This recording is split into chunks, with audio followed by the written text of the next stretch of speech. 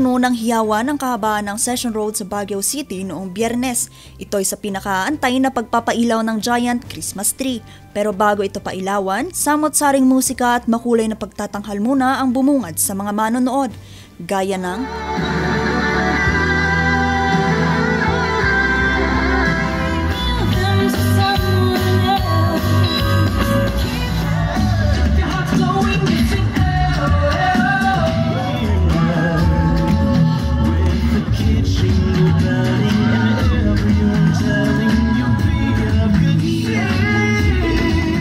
ceremonial lighting of our magnificent Baguio City Christmas tree.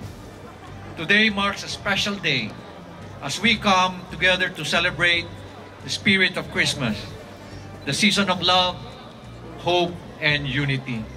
At sa pagsapit ng alas 6:30 ng gabi, pinailawan na ang Christmas tree. 3, 2, 1! Merry Christmas, Baguio City!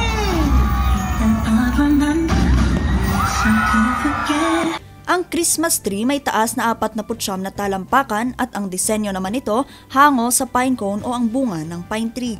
Pero lalo pang nagningning ang kahabaan ng Session Road sa lantern parade ng isang universidad sa lungsod. Bida rito ang samot-saring hugis at disenyo ng iba't ibang parol gaya ng jeep, dragon, cathedral glass, prutas at samot-sari pa. Pero agaw atensyon ang lantern na hango sa mga katutubong sayaw sa Cordillera. Hindi naman naitago ng ilang manonood ang kanilang pagkamangha at saya. Excited po since first time ko pong ma-witness yung lantern parade. At hindi naman po ako taga dito, so like parang dito po ako nag-aaral, taga UPB po ako. So like it's my first time witnessing this. Okay lang naman, maraming tao. Tapos nung last na nagpunta kami dito, gabi na madilim na Pero ngayon maliwanag naman Sa tala ng Baguio City Police Office, umabot sa higit 13,500 ang nanood sa nasabing parada. Tema ng pagdiriwang ng Pasko ngayong taon ay Enchanting Baguio Christmas.